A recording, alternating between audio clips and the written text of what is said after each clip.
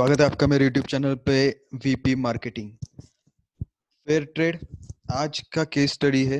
आज हम case study पढ़ने जा रहे हैं, उसका नाम है फेयर ट्रेड। फेयर ट्रेड एक मूवमेंट है, एक इनिशिएटिव है, एक कैंपेन है जो कि चलाया गया था क्योंकि किसानों को, फार्मर्स को उनका शेयर नहीं मिलता था। फार्मर जो प्रोड्यूस करते हैं वो एजेंट्स जो कि बीच में जो डिस्ट्रीब्यूटर्स है वो लेके जाते हैं, या फिर कंपनीज फार्मर्स को फेयर प्राइस नहीं प्रोवाइड करती है। उसके रिगार्डिंग एनजीओ ने ये एक फेयर ट्रेड करके एक मार्किंग, एक अप्रूवल, एफिलिएशन चलाया था, का प्रोसेस चलाया था, एक्टिविटी चलाया था। और वो ऑर्गेनाइजेशन जो कि किसानों को, फार्मर्स को सही प्राइस दे रहे थे, उनको ही फेयर ट्रेड का साइन, सिंबल, टैग वो देते थे, अप्रूव करते थे। तो उसकी वजह से किसानों को, फार्मर्स को सही प्राइस मिलता था। तो देखते हैं क्या है ये case study. Fair trade influencing purchase decision. Corporation involved in the sales of non-alcoholic beverages like coffee, tea, and chocolate were often criticized by NGO of not proving a fair value for raw material purchased from farmers of developing countries. तो ये जो coffee, T and chocolate ये purchase करने वाले जो organisation है, companies है, उनको वो ऑर्गेनाइजेशन फार्मर्स को फेयर प्राइस नहीं देते थे, ऐसा एक एनजीओ ने ऑब्जर्व किया और communicate किया। NGO alleged that the corporations were making handsome profits by selling the finished products while being insensitive to the needs of the farmers। तो NGO ये बोल रहा था कि जो कंपनीज है फार्मर्स को फेयर प्राइस नहीं दे रहा है, प्रॉपर प्राइसिंग नहीं दे रहा है, और उनके साथ एक इनजस्टिस कर रहा है, डिस्क्रिमिनेट कर रहा है। NGOs like Oxfam pointed out that the cappuccino was sold for $3. The coca farmer did not even receive 3 cents that purchase। तो जो ऑक्सफॉर्म करके एनजीओ था वो ये तक उसने ऑब्जर्व किया, उसने नोटिस किया कि जो कैपिचिनो है ये $3 को बेचा जाता है बाहर कस्टमर को, बट उसका 3 सेंट भी एनजीओ को नहीं मिलता है। One of the ways in which NGOs help promote fair trade was through the use of the fair trademark. तो उन्होंने क्या किया कि हम एक फेयर ट्रेडमार्क बनाते हैं, which was given to those products which guaranteed fair and stable prices to the producer, cooperatives plus decent working condition for the workers। तो ये फेयर ट्रेडमार्क का सिंबल है, वो टैग है, वो उनको ही दिया गया जो कि गारंटी देते थे फेयर एंड स्टेबल प्राइस देंगे फार्मर्स को, और उनके यहाँ पे अच्छे लेबर लॉज भी इम्प्लीमेंट होंगे, उनके एम्प्लॉइज को भी अच्छा ट्रीटमेंट देंगे। By selling products with the fair trade mark, a number of multinational corporations tried to bring about fairness in trade with the producers, thereby promoting economic development in the world's poorest countries। तो जो कि दुनिया के सबसे poor countries है वहां पे अच्छा प्राइस देने से ये मल्टीनेशनल कंपनी ने एक स्टेबलाइजेशन लाने का कोशिश किया। It was in the late 1980s the fair trade marking started। तो 1980 में फेयर ट्रेड मार्किंग स्टार्ट हुआ। कहाँ पे स्टार्ट हुआ? नीदरलैंड्स में। In 2004, there were 400 certified producer organization representing 8 lakh families in 45 countries। तो 2004 में 4,000 ऐसे प्रोड्यूसर ऑर्गेनाइजेशन बन गए थे जिनका जिनका फैमिली 8 लाख फैमिलीज थे उनके पास। तो 8 लाख फैमिलीज ने मिलके 4,000 ऑर्गेनाइजेशन बना लिए थे, और ये 45 कंट्रीज में तकरीबन 20 to 25% कंट्रीज में ये कवर कर चुके थे। Over 550 companies licensing the fair trade level, और बड़ी बड़ी 550 कंपनी के साथ ये टाइप कर चुके थे। In 2004 the sales of the products bearing the fair trade mark in the UK, the largest national fair trade market by volume were $187 billion. तो 2004 में यूके का जो फेयर ट्रेड जो टर्नओवर था वो सबसे ज्यादा था, $187 million. In 2004 There were 422 certified fair trade certified producer groups in 49 producer countries. तो 2004 में 422 fair trade certified producer groups बने, जो कि 50 कंट्रीज में, लगभग 50 कंट्रीज में they were selling to hundreds of fair trade registered importers, licenses and retailers. तो बहुत सारे जो कंपनीज को ये सेल कर रहे थे, इंपोर्टर्स को, लाइसेंसेस को, रिटेलर्स को। तो 422 fair trade 422 fair trade certified groups बन चुके थे 50 कंट्रीज में। By 2005 the fair trade movement consist of 19 organisation. These organizations charge a turnover related licensing fee from the participating companies. तो 2005 में 19 19 ऑर्गेनाइजेशन बन गए। वो फेयर ट्रेड लोगो देने के लिए वो कंपनी को चार्ज कर रहे थे। दिस ऑर्गेनाइजेशन चार्ज, अच्छा, and ask them to commit themselves to their formal price support mechanism to assist the producer। और उन्होंने ये बोला कि आप आपका प्राइस मैकेनिज्म ऐसे रखो कि जो प्रोड्यूसर को, फार्मर्स को फायदा हो। This resulted in some of the fair trade mark products being charged at premium over comparable products. तो इसकी वजह से क्या हुआ, जो फेयर ट्रेड मार्क वाले प्रोडक्ट्स हैं वो कस्टमर ने परचेस करना शुरू कर दिया। तो इसके ऊपर जो कंपनीज है वो प्रीमियम भी चार्ज करने लग गए, क्योंकि उनको वो प्रोडक्ट कॉस्टली, महंगा पड़ रहा था। Organisation like Cafe Direct, UK's largest supplier of tea and coffee under the fair trade mark, found its association with fair trade winning proposition। तो organisation like Cafe Direct, UK's largest supplier of tea and coffee under the fair trade mark, found its association with fair trade a winning proposition। तो जो cafe direct company है, जो कि UK में, England में, Britain में tea coffee supply करती है फेयर ट्रेड मार्क के अंडर, उनको एक अच्छा मौका मिल गया, उनको एक अच्छा प्रोपोर्शन कम्युनिकेशन करने के लिए चांस मिल गया। Students emphasise a lot with the fair trade and tailor made promotion organised for universities during the last fair trade fortnight was resounding success. तो इसमें यूनिवर्सिटीज भी इन्वॉल्व हो गए, स्टूडेंट्स भी इन्वॉल्व हो गए। Tesco, a leading supermarket, started selling a selection of own brand products under the fair trade label due to the increasing popularity of fair trade mark products। तो जो टेस्को है, जो लार्ज लीडिंग सुपरमार्केट था, वो भी ये प्रोडक्ट्स बेचने लग गया, और उसने अपने प्राइवेट लेबल प्रोडक्ट्स भी बना लिए। The fair trade sector is interesting because it is seeing such exponential growth. तो इसमें एक्सपोनेंशियल ग्रोथ भी होने लगी, so much so that the larger corporates are having to address their own supply chain and corporate social responsibility in order to try and keep up with the customers. तो जो बाकी के organisation थे, उन्होंने अपने सप्लाई चेन पे focus किया और सीएसआर एक्टिविटी के अंडर अपने कस्टमर्स को और जो प्रोड्यूसर्स को, फार्मर्स को ध्यान देना चालू कर दिया। Neil Henderson, joint managing director of St. Luke's, an advertising agency which did a campaign for Divine Chocolate, a fair trade market product.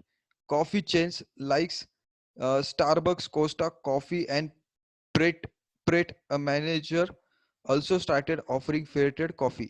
तो इसमें स्टारबक्स, कोस्टा कॉफी, प्रेट, ये लोग भी शामिल हो गए। Companies using fair trade mark conveyed the message to the consumers that the fair trade brand were not only ethical but also authentic।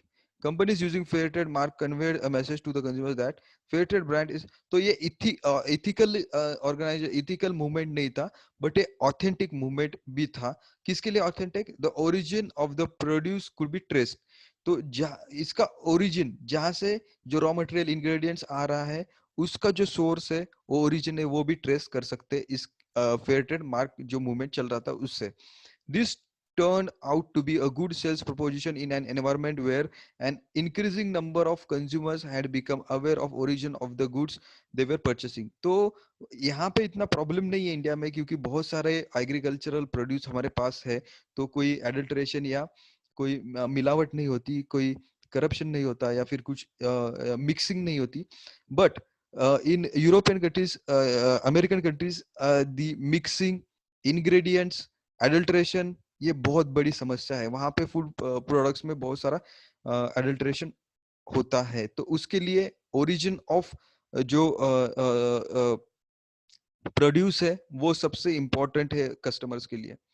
तो ये मोमेंट उसको सपोर्ट करता है. There is a real enthusiasm for celebrating the skills and expertise of the people who have been growing the products for generation.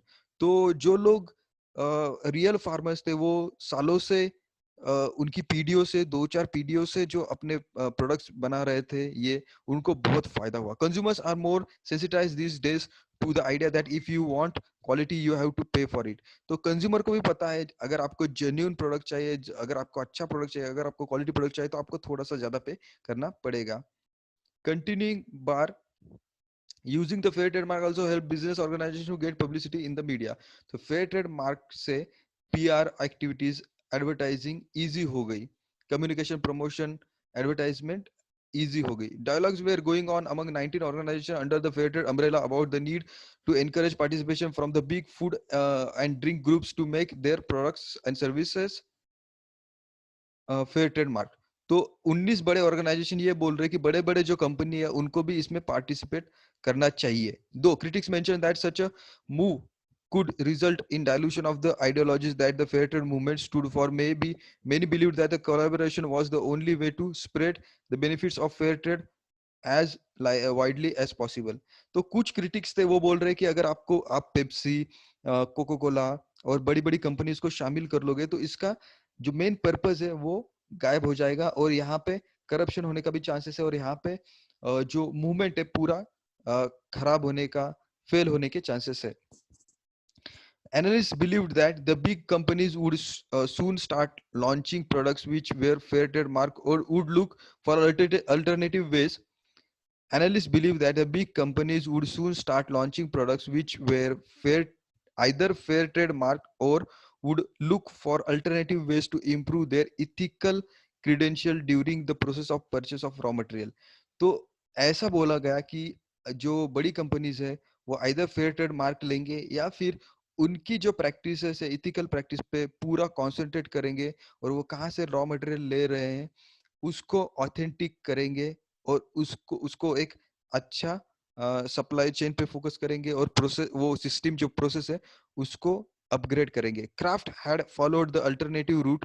Craft ने alternative route follow किया. In 2004 it agreed to buy an increasing share of its coffee beans from farms which promoted environmental protection. तो environmental protection जो promote कर रहे थे farm, वहां से ही coffee beans लेने के बारे में क्राफ्ट ने एक एग्रीमेंट कर दिया या फिर एक पॉलिसी डिसीजन ले लिया. Better working condition for the farm workers, और जो बेटर वर्किंग कंडीशन दे रहे थे. तो क्राफ्ट एक एग्जांपल है जो फेयर ट्रेड के लिए नहीं गया मार्क के लिए, बट उसने डिसाइड किया, डिटरमाइन किया कि जो एनवायरमेंट प्रोटेक्शन प्रमोट कर रहे हैं ऐसे फार्म से ही हम रॉ मटेरियल परचेस करेंगे और जो वर्किंग कंडीशन दे रहे हैं फार्म वर्कर्स के लिए उनसे हम प्रमोट के लिए. These farms were certified by Rainforest Alliance, और ऐसे फार्म रेन फॉरेस्ट अलायंस ने सर्टिफाइड किए हुए फार्म्स है. तो क्राफ्ट ने Rainforest Alliance certified farm से ही रॉ मटेरियल परचेस किया जो दे रहे थे अच्छा वर्किंग कंडीशन अपने फार्म वर्कर्स के लिए और जो एनवायरमेंट प्रोटेक्शन के लिए भी प्रमोट कर रहे थे. सो ये तो केस स्टडी था. अभी हम क्वेश्चंस देखते हैं. Assess the extent to which fair trade mark influence the shopping orientation of the consumers. और दूसरा क्वेश्चन है what were the ways in which business would use the fair trade mark. तो पहला क्वेश्चन है assess the extent to which the fair trade mark influence the shopping orientation of the consumers. तो एक paragraph में इसका answer है. तो मुझे लगता है कि ये जो स्टैटिस्टिक है यही उसका आंसर है. It was in 2004 400 certified producer organization representing 8 lakh families in 45 countries. तो 2004 में 45 कंट्रीज में ये मूवमेंट पहुंच चुका था जिसमें 8 लाख फैमिलीज शामिल थे और 400 सर्टिफाइड प्रोड्यूसर भी इससे जुड़ चुके थे. over 550 companies licensing the fair trade label. तो 550 companies ने label वो ले लिया. In 2004 the sales of the products bearing fair trade mark in UK, उसका जो 2004 में जो यूके का जो मेजर जो टर्नओवर था सबसे ज्यादा वो 187 मिलियन यूएस डॉलर था. इन सितंबर 2004 there were 422 certified producer groups in 49 producer countries selling to hundreds of importers, licensor and retailers. तो 2004 सितंबर तक 422 प्रोड्यूसर इसके साथ जुड़ गए, 50 कंट्रीज जुड़ गए. 2005 में fair trade movement consists of 19 organizations. These organizations charge turnaround related licensing fees. तो 2005 में 19 ऑर्गेनाइजेशन चेक करने लगे कि किसको हमको फेयर ट्रेड मार्क्स देना है. तो ये यहाँ पे पूछा गया है शायद, the assess the extent to which fair trade mark influence the shopping orientation of the consumer. तो ये बड़ा जो चेंज हुआ है कि कंज्यूमर्स वहां से परचेस करने लग गए जहां से ये जो fair trade mark label product मिलते थे.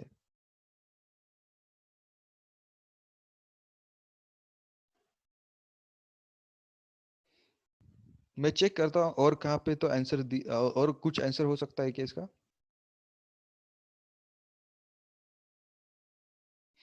ये भी लिख सकते हैं, companies using fair trade mark convey the message to the consumers that the fair trade brands were not only ethical but authentic and source of produce can be traced. तो ये भी उन्होंने ये भी इन्फ्लुएंस किया कि एथिकल है, authentic है और सोर्स ऑफ जो आप खा रहे हो जिसका सोर्स ट्रेस किया जा सकता है.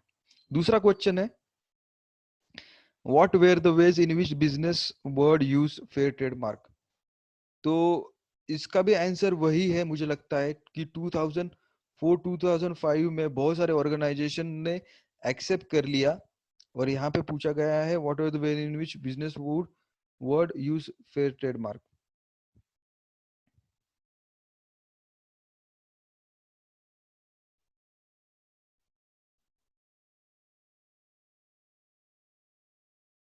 तो यहाँ पे लिखा गया है 19 organization under the fair trade umbrella about the need to encourage participation from big food drinks. तो ये यहाँ पे ये बोला जा रहा है कि ये मूवमेंट बड़ी करके जो बड़े ब्रांड से बड़ी कंपनीज है उनको भी इन्वॉल्व किया जाना चाहिए.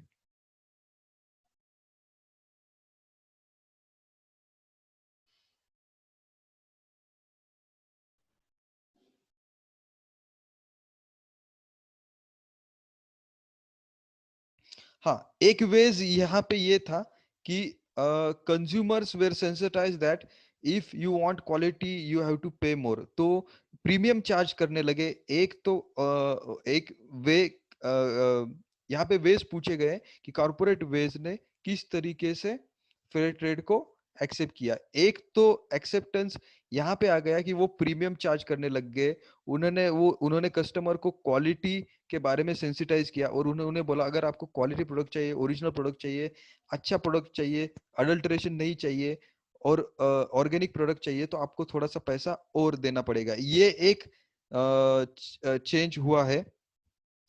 फिर जो एनवायरमेंट प्रोटेक्शन के बारे में जो कंपनीज कंज्यूमर्स को सेंसिटाइज करने लग गए. ऑर्गेनाइजेशन ने ये बताया कि आपका ब्रांड इथिकल नहीं ऑथेंटिक भी है और इसका जो ओरिजिन ऑफ प्रोड्यूस भी आप चेक कर सकते हैं. स्टूडेंट्स इन्वॉल्व हो गए इसमें, यूनिवर्सिटीज इन्वॉल्व हो गए, बहुत सारे मूवमेंट इसके ऊपर चला.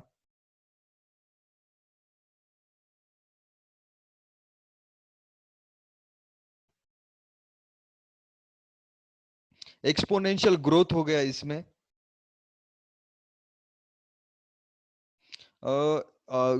बड़ी ऑर्गेनाइजेशन अपने खुद के सप्लाई चेन पे और कॉर्पोरेट सोशल रिस्पॉन्सिबिलिटीज पे फोकस करने लग गए और ऐसे बहुत सारे चेंजेस हो गए. आप इसमें फाइंड आउट करके पढ़ के आप ये आंसर्स लिख सकते हैं.